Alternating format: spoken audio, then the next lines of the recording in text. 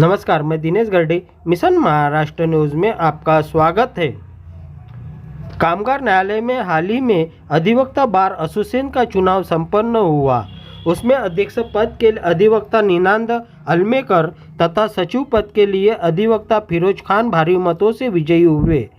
इन विजयी उम्मीदवारों का सत्कार एंटी करप्शन ऑफ इंडिया की ओर से कामगार न्यायालय परिसर में एग्जीक्यूटिव मेंबर नितिन वासनिक की अध्यक्षता में किया गया। इस वक्त नितिन वासनिक ने एंटी करप्शन ऑफ इंडिया के बारे में विस्तृत जानकारी दी।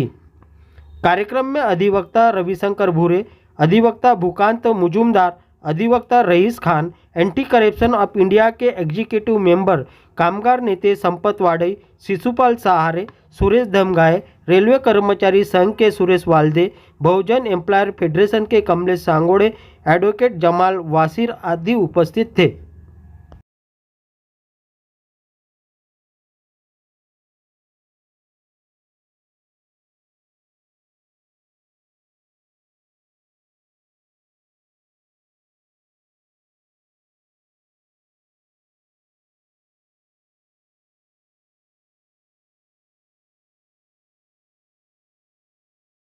ये तमाम हम हिंदुस्तान में भारत में चला रहे हैं और हमारे कई राज्यों में अच्छा वर्क चालू है।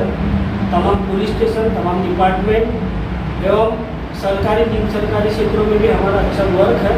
स्वयं का हमारा मीडिया भी है और अच्छा वर्क चालू है। और हम लोग भ्रष्टाचार के विरुद्ध और पुलिस और पब्लिक के बीच में जो दूरी आई है, जो डरते हैं, इसकी दूरी हम लोग स्वयं की एक संगठन हमारी काम कर रही है, वर्क कर रही है। और अभी जस्ट नागपुर में अभी ऑफिस भी चालू होने वाला है और महाराष्ट्र में हर तहसील में, तालुका में हमारा अच्छे खासे मेंबर अच्छा सा वर्क चालू है। हम यहाँ पे इस क्षेत्र में कामगार क्षेत्र में भी हमारे संपत जी वाले काफ़ी सालों से है। हमारे बाल मित्र सांगड़ साहब भी है। ये कामगार क्षेत्र में अच्छा काम कर रहे हैं, मजदूरों को अच्छा न्याय दे रहे हैं। और आप लोग वकील माध्यम से बेरोजगारों को न्याय दे रहे हो, कामगारों को न्याय दे रहे हो और उनके हक के लिए, उनके बाजू के लिए आप लोग लड़ते हो। आपका भी प्रयास सराहनीय है। हम एंटी करप्शन इंडिया की ओर से आप लोगों को तहे दिल से स्वागत करते हैं।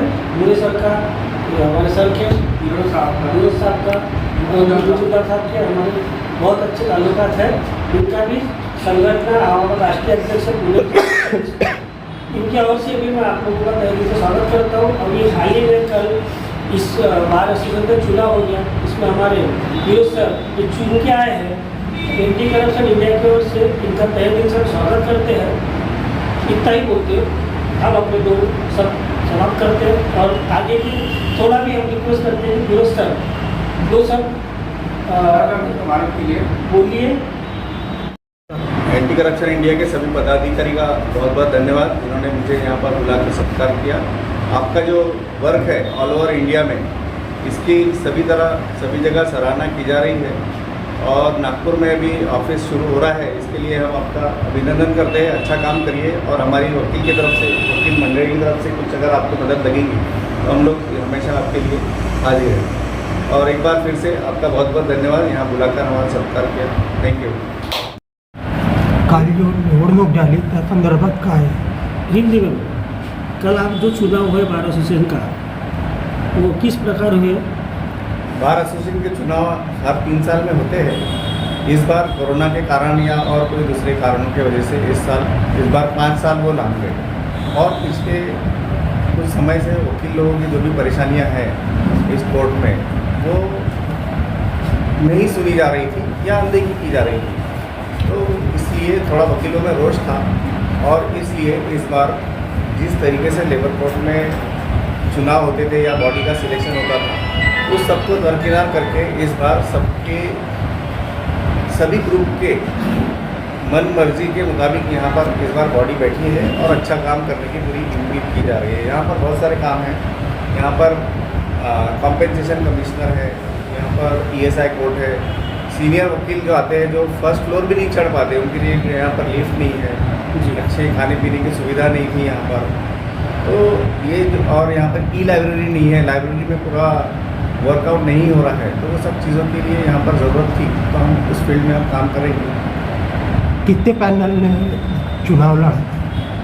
इनफैक्ट 2 ही पैनल थे यहाँ पर, तो एक पैनल पूरा वन साइड यहाँ पर इस बार सब लोगों ने चेंज करके उनको जिता दिया।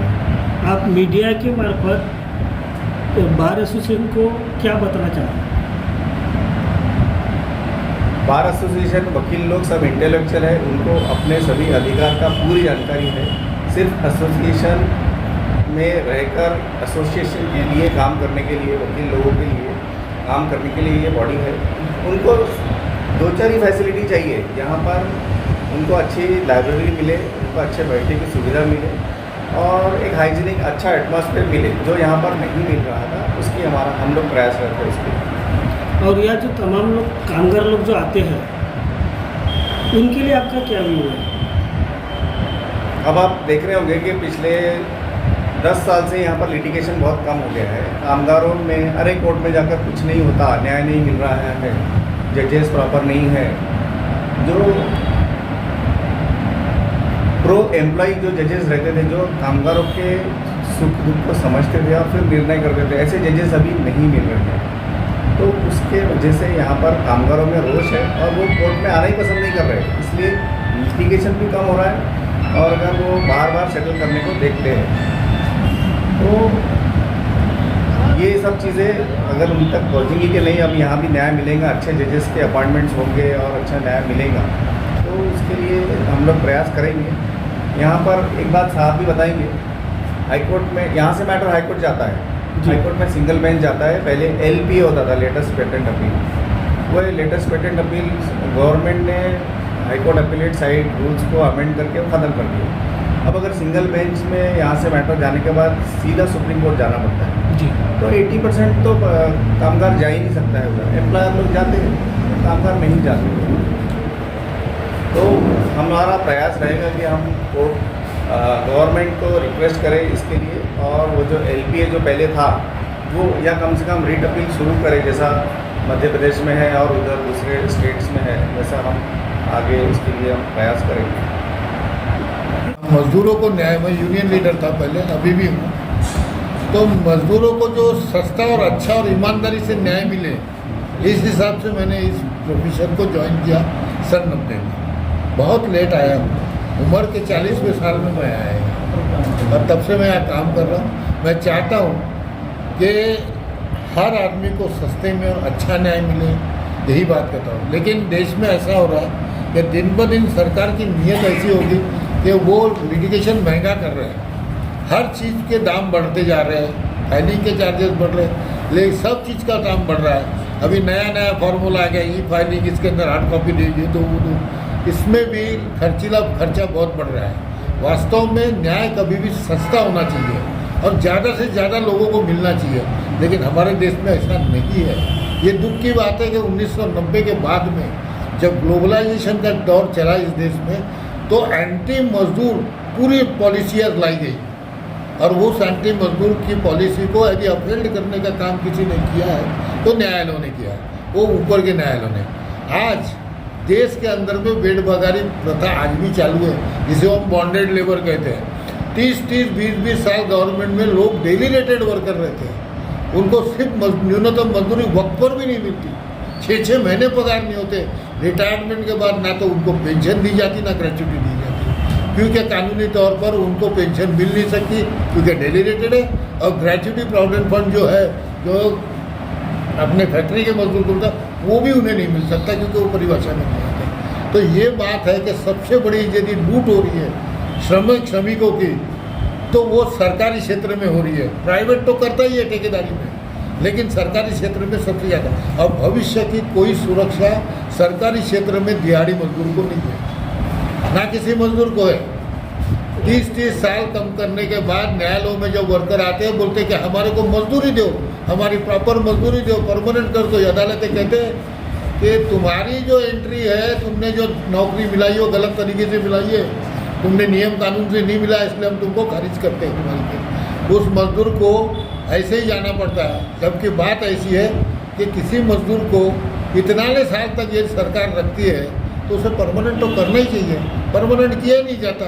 और जब वो कोर्ट में आता है तो बताया जाता है कि खुद ऑफिसर आता है और गवर्नमेंट आती बोलती है इसकी जो नियुक्ति है वो गलत है। अरे नियुक्ति गलत है तो आपने 30 साल मुझे रखा ही क्यों? लेकिन ये बात कहीं किसी न्यायालय में आती नहीं समक्ष में।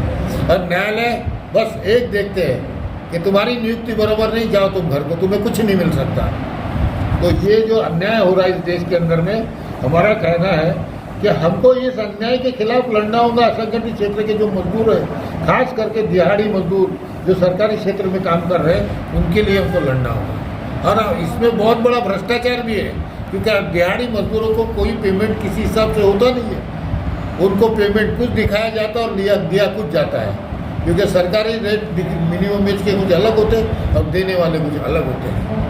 तो ये आप ध्यान में रखें कि अब जब हमने भ्रष्टाचार की बात की है सभी क्षेत्रों का, तो ये एक सरकारी क्षेत्र के भ्रष्टाचार के खिलाफ भी हमको बोलना पड़ेगा। मैं आपको एग्जाम्पल बताता हूँ। सिक्योरिटी गार्ड, जिस सिक्योरिटी गार्ड को लगाया जाता है तो उसकी दिहाड़ी होती है, दिहाड़ी मजदूर नहीं होता, उसकी बोर्ड की तरफ से, सरकार की तरफ से 18,000 की तनख्वाह है, लेकिन मात्र सरकारी क्षेत्र में 12 घंटे के ड्यूटी के उसको 7,000, 5,000 इस तरह से पैसे दिए जाते हैं और बोगस बिल बना के सरकार को पेश किए जाते हैं, जिसमें उनकी तनख्वाह पूरी बताई जाती है। तो ये जो लूट है, ये लूट खसोट जो चल रही है, भ्रष्टाचार जो चल रहा है, इस भ्रष्टाचार को के खिलाफ भी हमें लड़ना पड़ेगा। दिहाड़ी मजदूरों के क्षेत्र से हमको भ्रष्टाचार की लड़ाई लड़नी पड़ेगी। सर एक मिनट, अभी जो चुनाव हुए हैं और अपने सहकारी मित्र विनोद सर जो चुन के आए हैं, इनके साथ आपका काम कैसे रहेगा आगे और क्या न्याय? मेरा सहयोग रहेगा। जो पूरी इस बार के बार यानी सिर्फ वकीलों का नहीं, जो यहाँ आने वाले कामगार हैं उनके भी हितों की रक्षा जैसे की जाएगी, इस पर जो तवज्जो दिया जाएगा, उसी के साथ हम रहेंगे। और हमने इसी हिसाब से विरोध सर का और अलमेलकर को सामने रखा, क्योंकि इसके पीछे जो आंदोलन हुए उसमें कोरोना के काल में, उसमें मजदूरों को तो बाजू रख दिया, इस बिल्डिंग में एंट्री तक नहीं थी, जिसके लिए